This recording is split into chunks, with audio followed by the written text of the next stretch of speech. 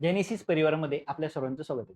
तर पहा बाळांनो, लिनियर इक्वेशन इन ट्युटोरियल हा आपण टॉपिक चालू केलेला आहे. M1 चा फर्स्ट टॉपिक आहे. याचा आजचा आपलं तिसरं लेक्चर आहे. पहिल्या लेक्चरमध्ये आपण इलिमिनेशन मेथड पाहिलेली आहे. एक्स आणि वायच्या व्हॅल्यू फाइंड आउट करताना. त्यानंतर सबस्टिट्यूशन मेथड पाहिली सेकंड लेक्चरमध्ये आणि आज आपण हा एक पॅटर्न पाहणार आहे का एक्स आणि वायचे कोएफिशिएंट जे ते इंटरचेंज झाले तर कशा पद्धतीने तुम्हाला तो प्रॉब्लेम सॉल्व्ह करायचा आहे. तर अतिशय महत्त्वाचा पॅटर्न आहे. बोर्डाला खूप वेळा विचारला गेलेला आहे. सोप्या पद्धतीने तुम्हाला तो सॉल्व्ह करायचा आहे. अतिशय महत्वाचं मानलं तरी चालेल.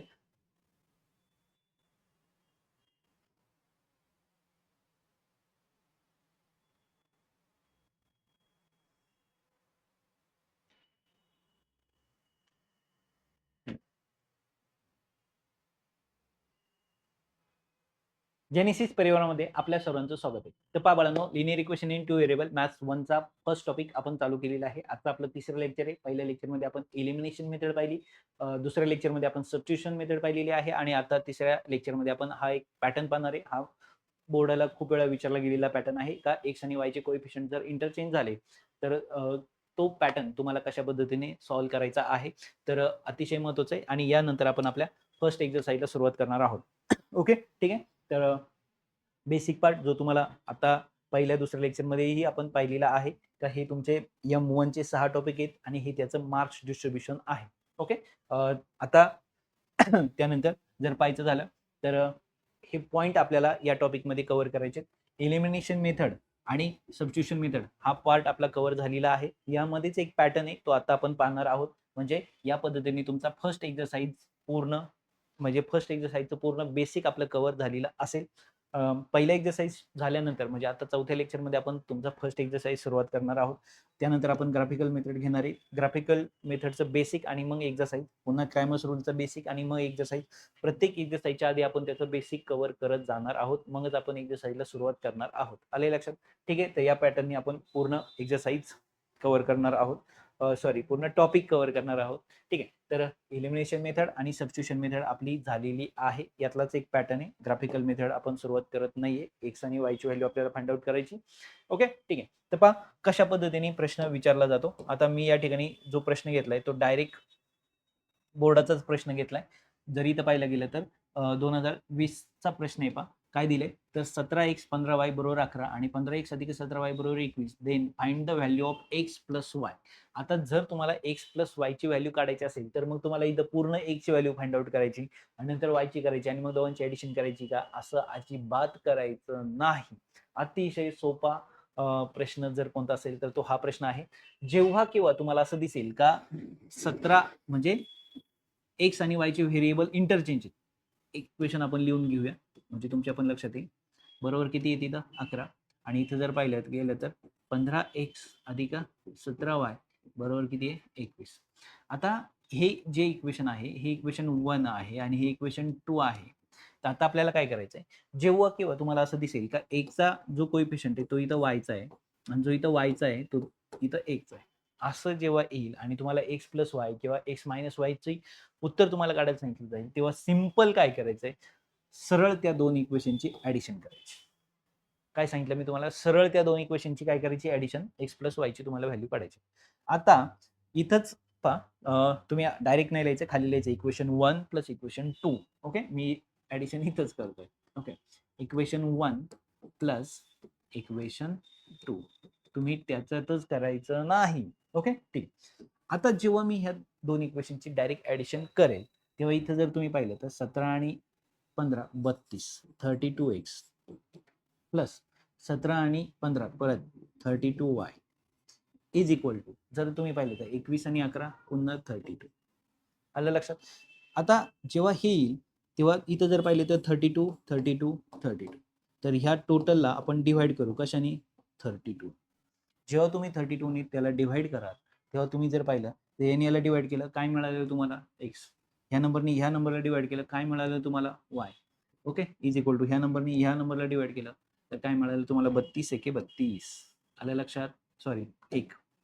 म्हणजे इथं काय झालं, हे 32 इथं गेले म्हणजे 32/32 32/32 काय उत्तर येतं 1. आलं लक्षात? तर या पॅटर्नचा वापर करून आपल्याला डायरेक्ट व्हॅल्यू मिळालेली x plus y is equal to 1. आले लक्षात? बस एवढंच तुम्हाला करायचं आहे आणि हाच तुमचा पॅटर्न. लक्षात आलंय, समजलंय? तर बोर्डाचा प्रश्न किती सोपा तुम्हाला या ठिकाणी विचारला गेला होता. आता जर पाहिलं तर 2024 ला विचारला गेलेला प्रश्न आहे पहा. सेम एक्झाम्पल दिले, सेम तेच एक्झाम्पल घेतले, फक्त आता तुम्हाला कोणाची व्हॅल्यू काढायला सांगितली? वायची, एक्स मायनस वायची. आता जर तुम्ही इथं पाहिलं तर एक्स मायनस वाय करायचं आहे, म्हणजे एकचं साईन प्लस पाहिजे, वायचं साईन मायनस पाहिजे. आता वायचं साईन मायनस पाहिजे, तर आता जर तुम्ही इथं पाहिलं तर वाय मोठा कोण आहे? इथं वाय किती आहे? 15 आणि इथं वाय कोण आहे? 17. तर याचा अर्थ जो 17 वाय वाला आहे ना, म्हणजे वायचा जो मोठा नंबर आहे ना, ते इक्वेशन खाली घ्यायचं आणि जिथं वाय मोठा आहे ना, ते इक्वेशन वर घ्यायचं आणि दोन इक्वेशनची सरळ वजाबाकी करायची. काय सांगितलं मी तुम्हाला? सरळ काय करायची? त्यांची वजाबाकी, सबट्रॅक्शन करायचं. म्हणजे इथं काय लिहिणार आहे मी? आता हे इक्वेशन कोणतं आहे तुमचं?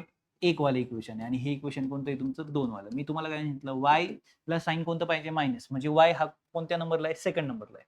ओके, याचं साइन कोणतं आहे? प्लस आणि याचं साइन कोणतं आहे? प्लस. आता आपण एक नेहमी शिकलोय पहिल्यांदाच पहा, काय?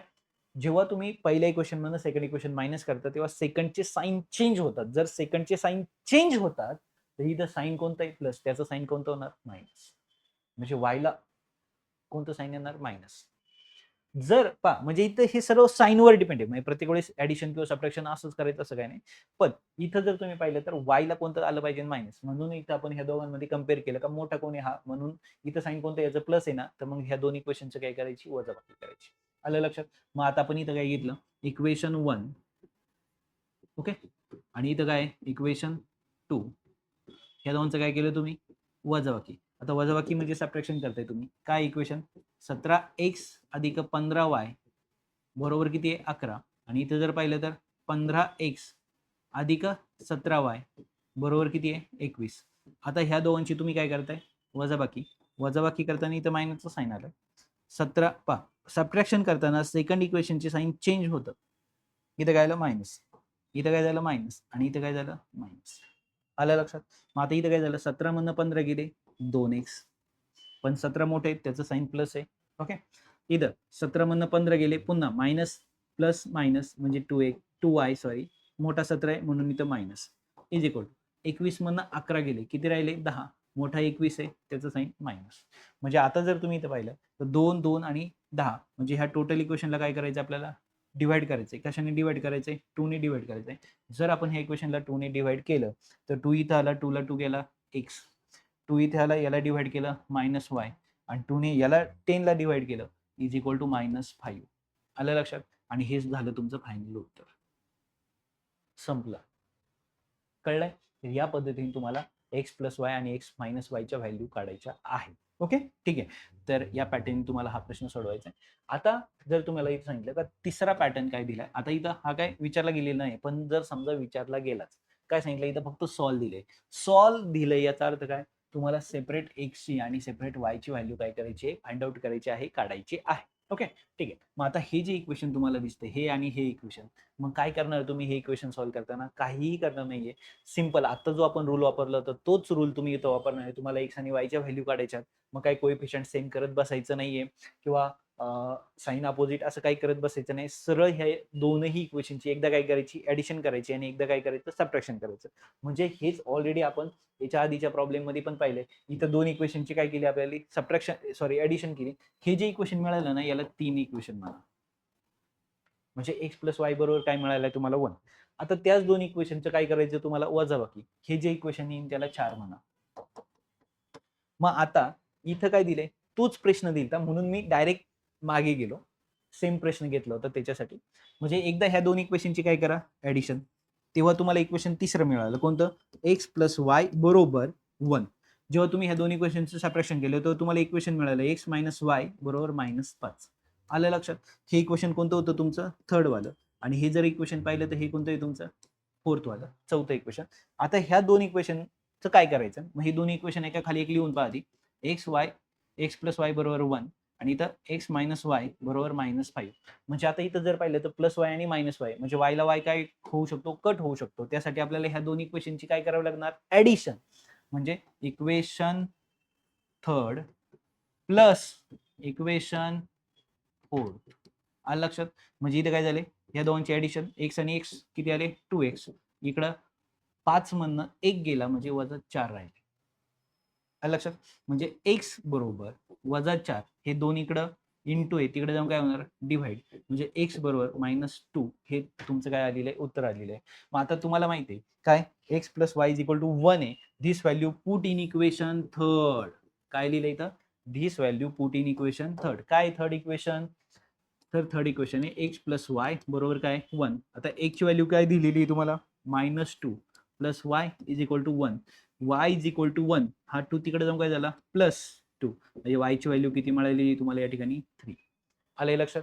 तर या पॅटर्ननी तुम्हाला x ची व्हॅल्यू किती मिळाली -2 आणि y ची व्हॅल्यू किती मिळालेली आहे 3 आणि हे तुमचं काय फायनल उत्तर आहे. समजलंय? तर एकदा काय करायची, एकदा ॲडिशन करायची, तिसरं इक्वेशन काढायचं, सबट्रॅक्शन करायचं, एक इक्वेशन काढायचं आणि हे इक्वेशन मग एका खाली एक ठेवून तुम्हाला काय करायचंय सॉल्व्ह करायचंय. इथं आपण एलिमिनेशन मेथड यूज केलेली आहे. आले लक्षात? तर ह्या पॅटर्नला कशा पद्धतीने ट्रॅक करायचंय, कशा पद्धतीने सॉल्व्ह करायचंय, मला वाटतं हे तुमच्या लक्षात आलेलं असेल आणि ह्याच पॅटर्नवर तुमचा होमवर्क आहे. आता पहा, ही 2 गणितं तुम्हाला सॉल्व्ह करायची. ही तुमच्या एक्झरसाइज फर्स्ट जो प्रॅक्टिस सेट आहे त्यातली ही 2 गणितं आहेत. ही तुम्हाला सॉल्व्ह करायची. आले लक्षात? तर ह्याच पॅटर्नचा वापर करून तुम्हाला याला सॉल्व्ह करायचं. तर नेक्स्ट लेक्चरमध्ये आपण काय पाहणार आहे, हा जो तुमचा प्रॅक्टिस सेट आहे 1.1 ह्या प्रॅक्टिस सेटला आपण सॉल्व्ह करणार आहोत. मला वाटतं तुम्ही तो सॉल्व्ह केलेला असेलच. तर मी एकूण एक गणित या ठिकाणी सॉल्व्ह करणार आहे. जे गणित तुम्हाला अडले असेल किंवा जे चुकत असेल ते तुम्ही चेक करू शकता. आणि जर तुम्हाला सगळं एक्झरसाइज एकदम चांगल्या पद्धतीने येत असेल तर नाही एक्झरसाइज पाहिला तरी चालणार आहे.